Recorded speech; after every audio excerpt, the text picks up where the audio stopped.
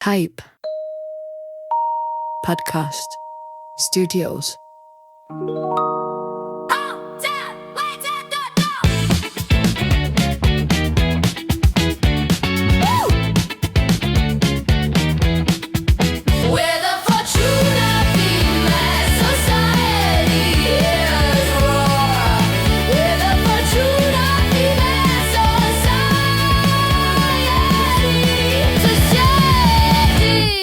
Welcome to the FFS podcast by Fortuna Female Society.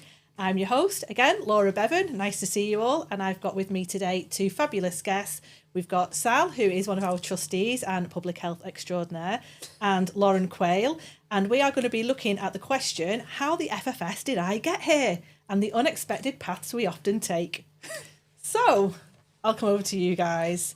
Sal, do you want to tell us a little bit about yourself and reintroduce yourself to our lovely listeners and watchers? Are we talking about how the FFS did get here today or just life in general? Sarah Johnson-Griffiths. I'm a trustee for FFS. In my non-FFS time, I'm a consultant in public health. And I think there's a lot that I can delve into with how did we get there, because there's probably people thinking out there, what the devil is public health? And I don't blame you, to be honest. But I think I've got a sort of profession that I don't know many people that think from childhood, I want to do that. I don't think I even knew what it was when I sort of landed into it. So I'm happy to explore all of that. I wanted to be a vet, and I'm not. Oh, well. So there we go. We will come back to that. We will definitely come back to that. And Lauren, would you like to introduce yourself and tell us a little bit about what you do? And then we can delve into why I want to know how the FFS you got here. Of course. My name is Lauren Quayle. I am a director of Hazelhurst Studios, which is a not-for-profit based in the Old Town. And I am also a director of Digital Arts Box as well, which is another creative not-for-profit based in Halton. And I'm also a freelance photographer if I'm not wearing enough hats. You are in good company. Whereas of many hats we need in here always. So, Lauren, we were talking recently and I thought it'd be really interesting to have you to come on and chat with us about your journey. Mm-hmm. So can you take us back a little bit? Because we met really quite early on in both of our journeys. I call it my accidental activist journey. Yes. But yeah, do you want to go back and tell us a little bit about how you've become director of some wonderful companies? Well, I think you were actually instrumental in the changes, I think, in my life. I think it was back in 2020. I was a cleaner, and after a pretty rough time in my life, a toxic job and things like that. So I was just trying to just earn some money, and just try and get by. And I started to see bits and bobs of the stuff you were doing online, and we started talking on Facebook, and you introduced me to Halton Mooring Common.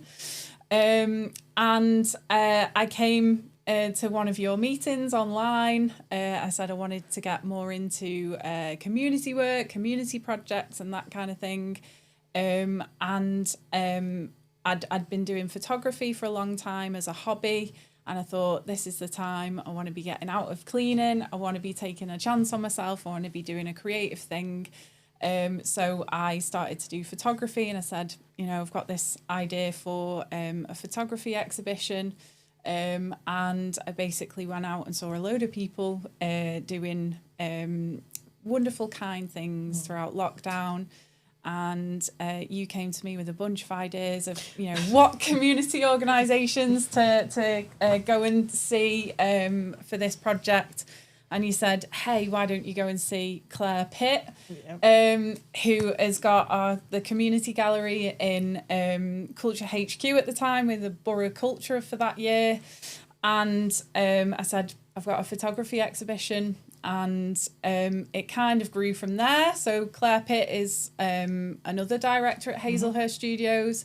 She said, hey, we're going to have a building in a couple of years. Why don't you get a studio? I did a bunch of photography projects with her. And roughly the same time, I did a course for Digital Arts Box, and we are another not-for-profit, and we do sort of digital creative education. So I did like a photo editing course, and I had one phone call with my colleague Anne-Marie. It was a meandering 2-hour conversation in lockdown.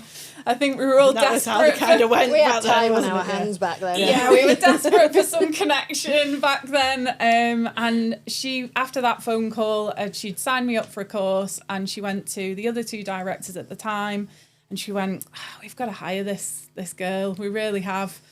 And they thought she was absolutely mad for saying that. But by the end of the course, thankfully, Ian and Sean, my other colleagues, agreed with her. And then, the journeys with both organisations began from there. Brilliant. Yeah. So I love it. Just want to sort of swing back to something there when you were saying photography was a hobby. I mean, your entire career now really, is focused on creativity and creating and things like that. Yeah. Did you ever think that would become what you'd do every day?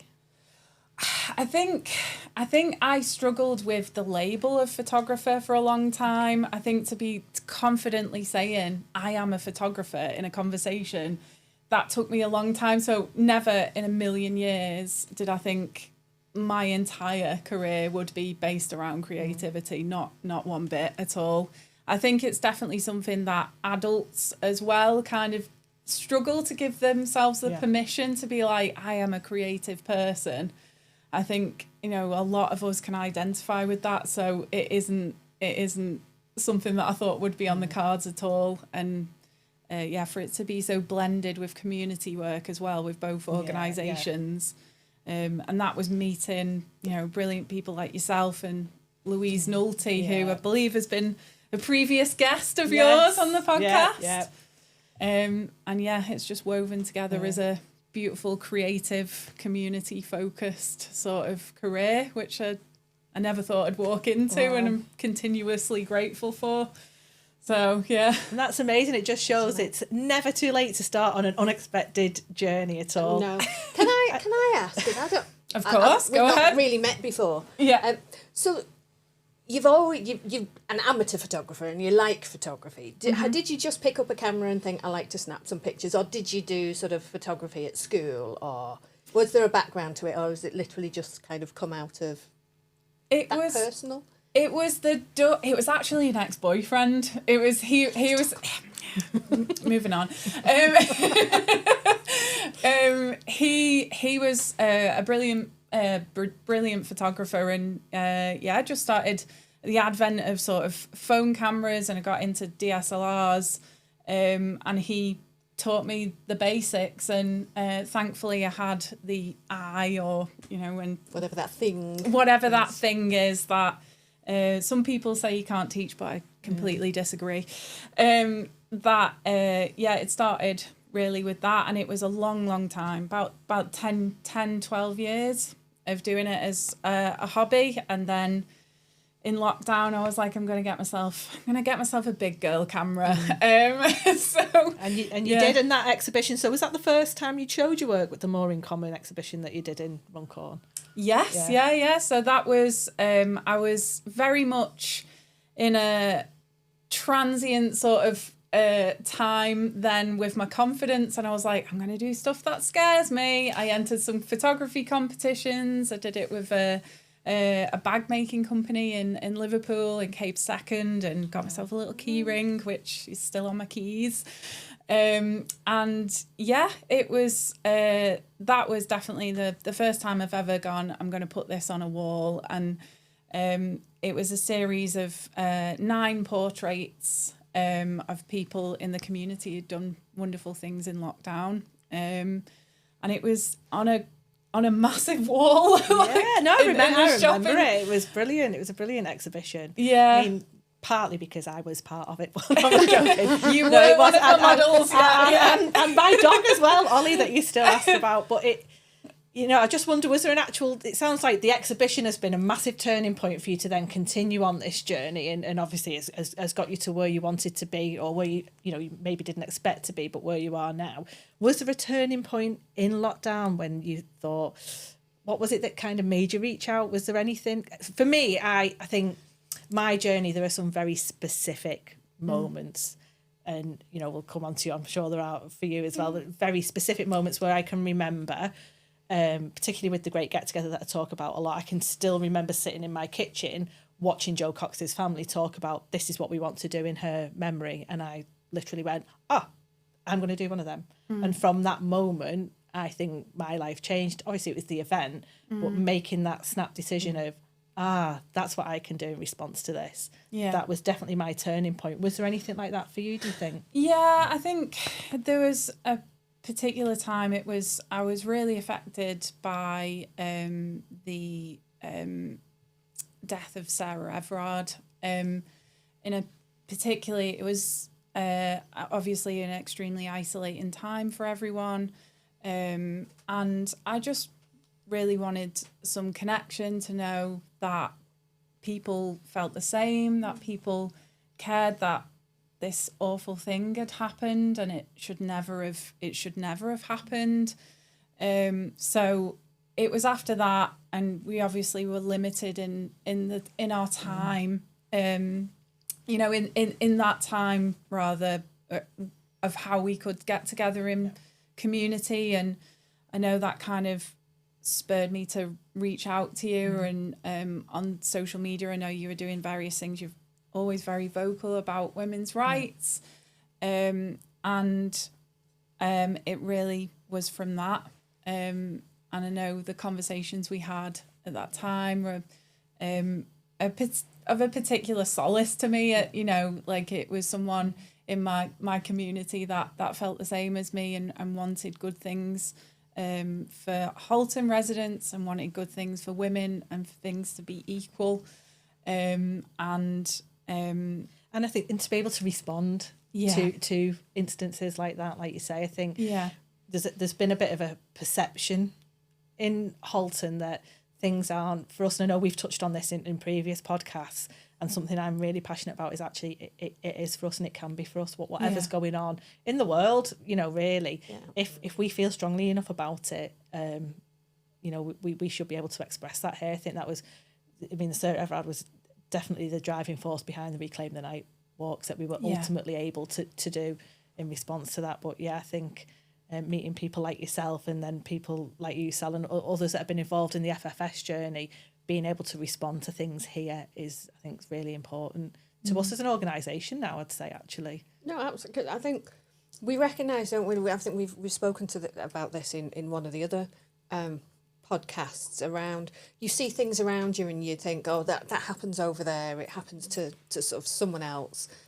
But actually it takes talking to people to realise that it's happening to all of us, and we've all got similar thoughts and perceptions, and being able to sort of do something locally I think is really key and really empowering for people, isn't it? And I mean, your two stories of, I haven't got anything even similar to that, but it's really sort of refreshing and empowering, and what sounds like it might be a negative can turn into something incredible sometimes. And that's there's something about that responding. And I think if we're going back to that question of how the FFS did I get here, is it purely from response, or as I said, I'm trying to change that narrative of my journey being too accidental, because there has been some purpose behind it.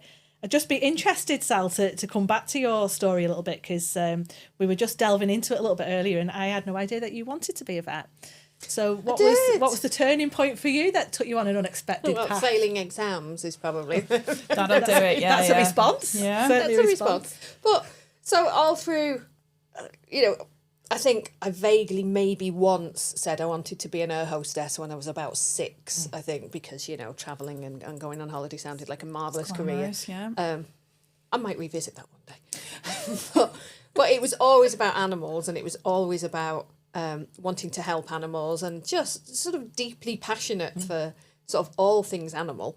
And so being a vet was the obvious thing, but no one from my school had ever become a vet. There was a constant narrative about you've got to get straight A's and you've got to do this and it's really hard.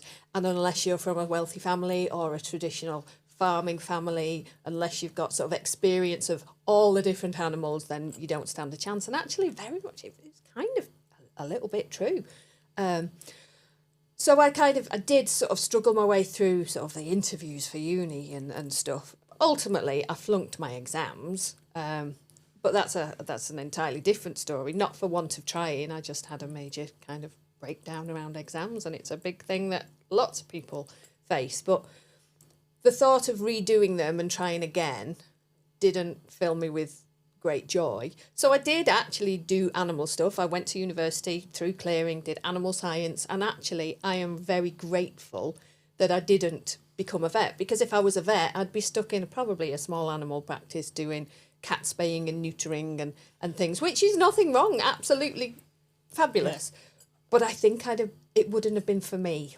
I think, and ultimately I wanted to be a safari vet, not just a normal vet. Big ambition, Sal, it's good to have. Absolutely. Think big, think elephant. So it didn't happen, and I have kind of fallen through, I think I've fallen through my pathway from that, because I did an undergraduate degree in animal sciences, which I absolutely loved. I then went to do a master's degree in what was world animal production. And the reason for that, and I think this is my sort of Sarah Everard and Joe Cox incident, and when I was really quite young, I was massively affected by sort of the Live Aid thing, the sort of the Africa,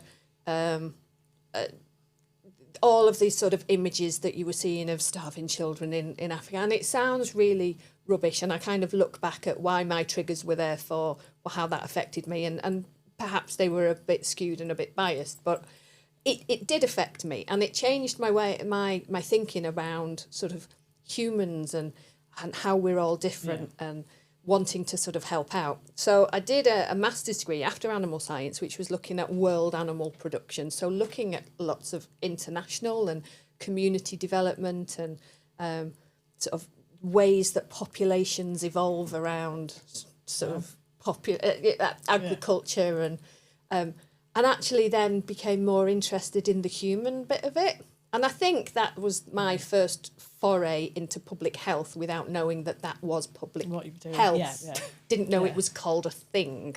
I just became interested in how sort of human populations grew and developed, and how some of them were massively challenged in the environment that they lived in, and how others, how was I sitting in a nice, decent house? I mean, we weren't rich, we weren't sort of, but it's all comparative, isn't it? And I was sort of sitting there with a sort of family around me that all had jobs and didn't have to worry about that much about the food that we ate, and could nip out and get some milk and bread whenever we wanted to, didn't have to walk miles to get some water.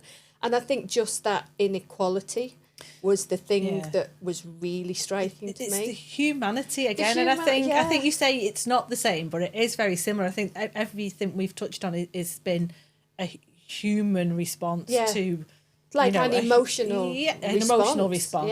Certainly, because to see any humans suffering in whatever way that is, that's been the response. Well, and that fits for all of us. If only it would fit for everybody. But so I suppose that was my sort of tipping point into the sort of the public health. And then I sort of finished academic journeys and did volunteering overseas, worked in Zambia for a while, and did a lot of work around people with HIV, and a lot of sort of community development work around sort of HIV education. And so that was pure public health again. Didn't realise it was called that. I then fell through the pathway, and it was a lot of hard work, because public health is traditionally a medical profession. You have to be a doctor to do it. And they only sort of, not long before I started training, did they change it so that other professions could become public health. I just want to touch on something that you said there that I thought was really interesting. What did I say? And I think this is, again, will bring me back to this kind of question that we're looking at. You used hard work as a term that you did, but also that you fell into it.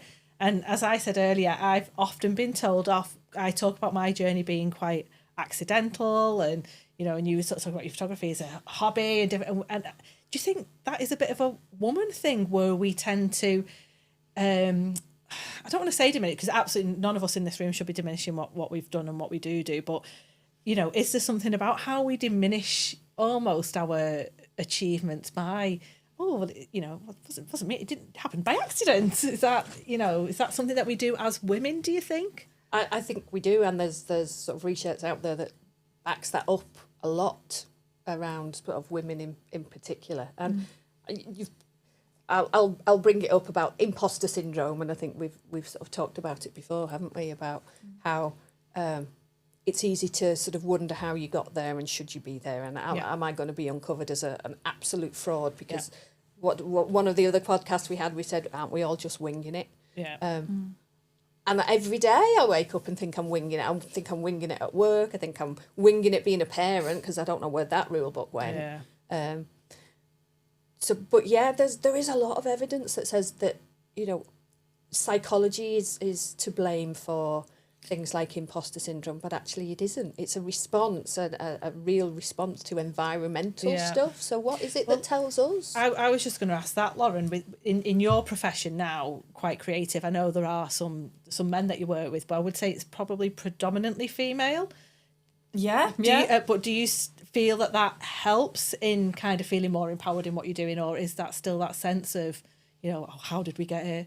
I think it's the sense of community that comes with that, and the fact that you can discuss if you're not necessarily, if you are feeling less confident about something, and it's that openness and that willing to talk about it and put a name to it.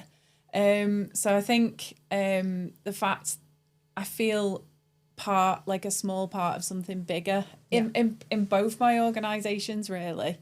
And the fact that I can go, I'm not sure about how to deal with pricing this job, or, I'm really not feeling my creative direction with this set of photos, or, I can be that vulnerable. I think there's something rooted about, particularly with my imposter syndrome, I think it's probably rooted in perfectionism, I would say. Yeah. So I used to struggle to start something because of perfectionism, whereas it is always better to just start and do it. And I think that for me, that change has been the most empowering thing. And it is being a part of a community that is egging me on to do stuff all the time, that I'm like, that is connection is really helpful. Yeah, that's what's been empowering. And to get out of your mind and you'd sort of negative self-talk of I shouldn't be in that room, or I shouldn't be going for that project, or this idea is not quite right yet, and then being able to workshop it with other people, or just know you've got that safe space. I guess it is empowering to be able to talk with a bunch of women about that and have that vulnerability about it, because it's we have to have it all figured out all of the time, and I think we are. I think that's it. And when you just touched on a couple of things there, so I actually wrote a blog on imposter syndrome some years back, and I was rereading it ahead of this just to kind of take myself back there, and it does say in this, it's not something that is specific to women. Men do get imposter syndrome, however, it disproportionately affects women massively. And I think what you said about the societal thing, but in this I kind of referred to that whole idea of comparison being the thief of joy. Absolutely. I think a lot of it comes down to, as you said with the parenting as well, we think everyone else is doing it better. Everyone else has got it all sussed out. I put something in there around the impossibility of having it all, and you're not doing but you're not doing things the same as everyone else, because you're not everybody else, but you've got this glossy idea on, particularly on social media, it seems to come up in every podcast lately, but this idea that everyone's got this amazing, perfect life going on, and yet we're drowning behind the scenes thinking, well, I can't get the kids out on time, I can't do this, I can't seem to do that, I call myself scatty all the time, but actually I'm still out there doing it, so why does anybody else be more qualified to do it than me. I'm still absolutely, the one doing it. You're not scatty, you're spinning like the most Spinning plates. Yeah.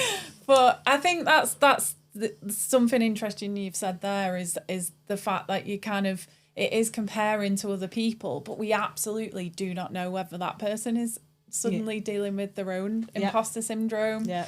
And I think sometimes it is just about getting over, you know, our own thoughts and perceptions of ourselves to be there and to be doing it. And that's the most important thing. Like I said, I was like, why are you asking me to be on this podcast? To be on this podcast? To be? And Because to be in the room. Really interesting story, and you know, you're such an integral part now of the community. That's two very prominent community organisations that you're now the director of. That's pretty special, but we do have that tendency to do that as women, and I do wonder if men are the same. They don't seem to have that same comparison. That must be a societal thing. I know, you know, you could probably go back in history and there was all that whole thing around how, you know, women were kind of played off against each other, and you know, maybe it's something that's still coming out of that time. I'm not sure, but definitely I think that comparison element is definitely what's kind of driving us all nuts, isn't it? I think, sort of thinking about, and I don't know why this has literally just popped into my head, but this is the image that I've got. Do you remember Heidi, the programme when you were... You probably too yodeling young. goat. The yodeling goat one, that I'm Heidi. going to poker face my way through this question. So, I don't know why that just popped into my head, but it did. I have no idea where you're going with it, I'll be honest. I kind of know what you're on about. So, but I think it's just the Victorian, I know it wasn't Victorian, but thinking about the sort of Victorian era and what women were expected to be and what girls were expected to be, about sort of just sitting there and being quiet and being overlooked and being heard, but having to be the best you could be at that. And your value was always placed on how good you were, how worthy you were to be a wife, what your status was. Bridgerton, if you can do the best curtsy, maybe we go back to those days. I've never watched Bridgerton. all we need to do is compare curtsies and we'll be fine. I think Don't Heidi compare has anything got else. some things I can't watch, sort of that kind of drama. That's another kind of thing to be delved into. But I think there is so much around that, and I don't think we do that now. Little girls should be seen and not heard. But I think there's still a lot of that around how we bring up That sort girls, of gentle conditioning. The gentle conditioning. Yeah. And I do really think there is an expectation for girls to be perfectionists. I don't know a man that is a perfectionist. Challenge me, that's okay. Yeah. This is I don't know a man that would be an absolute perfectionist. Maybe in some of the things that they like doing, but in everything, good enough is good enough, and good enough should be good enough. Yeah. I know a lot of perfectionist creatives, so I'm like, I that's on probably, both sides of the fence. But I think there's something in the fact that we're saying about young girls are conditioned to be that way. And there was a study, I can't remember the exact numbers on it, but it was like a job advert put out, and women would only go for the job advert if they had 100% of the criteria, and men would go for about 50-60% and would still go for the job and be like, wasn't there, I can learn it, or and I think of myself, like, if you said to me 5 years ago, 5-6 years ago, oh, you'll be a director of two local not-for-profits, I would have been like, absolutely not, there is no way. And it is about learning things on the way, and sometimes you have to be like, well, I'm not there yet, but I will be. Like, and that's what it always comes down to for me now. I think it's that reframing of those thoughts in my mind, to be like, oh, do I belong being here? Am I the most fully qualified person for the job? And I think that perfectionism just makes me go, well, I will be. Do you know what I mean? Like, that's a really good attitude to take. Yeah. It's so funny. I've been having quite a few of these conversations, and I've talked about this because on my journey, there's not much that I've been qualified to do it. It's a lot of it's just been a response and doing the next thing and doing the next thing, and I don't even know what that qualification would look like. But that was something we were chatting about, because it was around. I was like, I don't know how to put a value on it. I don't know how to put a value on what I do. And somebody said, well, list everything that you do, and I wrote it all down. They were like, now ask somebody to do that for free, and I was like, oh yeah, okay. yeah. But again, I think there's something in that we just get, we carry on. We want it to be this way. We want it to be that way. So we just, we and don't ever stop do that and think. other thing, because that thing will help with that other thing. Yeah. Whereas I do think, and I certainly don't want to generalise, because I'm sure there are some men that don't fit this mould, but there are men will think of what the value is before they'll think of what makes up that value. Sometimes, certainly in some of the professions I've worked in the past that are, quite industry male dominated type workplaces, they would certainly go to something with the thought of, well, I deserve that salary, and then work back on how that would be made up. Whereas I think for some women, well, for me, maybe not to say, you would build up to, the other way around. So you want to stack more and more on it before you can say, yeah, I'm worth that. There definitely are two different types of people, and whether that's sort of gender or not. But there's definitely, like you said, those that well, I can do that, so I will. And then there's the other group that are, well, I'm not sure if I could do that. And is that if it just falls down to confidence? I don't know, or whatever it is. I think it must do. I've got the definition of imposter syndrome, if Go this on, helps then. us delve into it a little bit. So it's classed as the persistent inability to believe that one's success is deserved or has been legitimately achieved as a result of one's own efforts or skills. But it does go on to say that people suffering from imposter syndrome may have an increased risk of anxiety. So is it more the anxiety feeds into the imposter syndrome, or is the imposter syndrome feeding into the anxiety? Chicken and egg. Didn't realise we were getting this deep yet. But I mean, back when I was a cleaner, like I said, touched on briefly that, that was like I was in poor mental health at that time. Anxiety was definitely a factor in most of the decision making I was doing at the time, and fear stops you from doing things, and it's so easy to just give into it, and no one ever says really beating anxiety or anything like that is uncomfortable. You've got to do things that scare you, and you've got to push through that to be able to learn from it and go, oh, look, I survived. And thrived. I mean, that's the thing. That's why your story is so important, because you are right. If you hadn't pushed out of that, and when we talk about, how the FFS did I get here, actually, the journey to director is amazing, but actually the crux of the story has been when you've took that step of bravery. And the same for you when it changes. It's it's that response moment, that this is the turning point. I think that is the is the thing we should be celebrating as much as, if not more than, some of the achievements.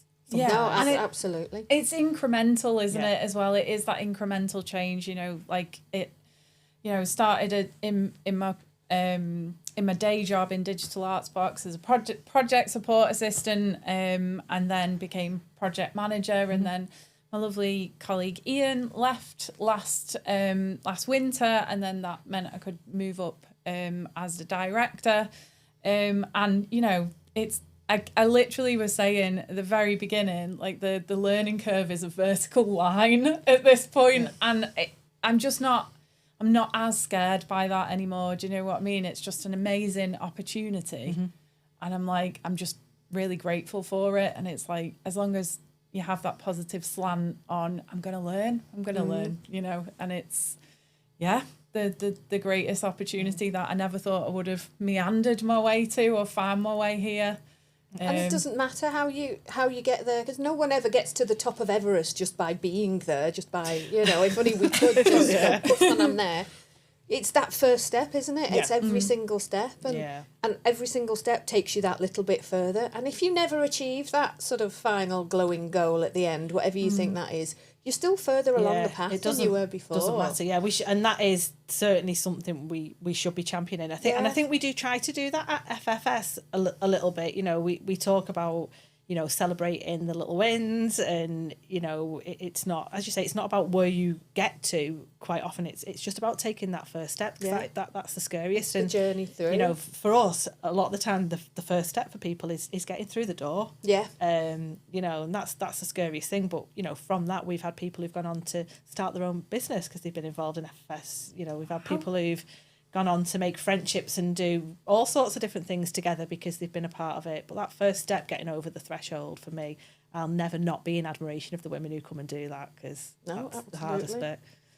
Anyone that achieves anything has got to start somewhere, and it's whether you fall into it or whether it's a sort of a choice, it's still a journey that you have to make. It's still a journey that you have to sort of think about to get there. And to me, I don't think anyone can ever really be a failure, because it's just about every step takes you closer to something.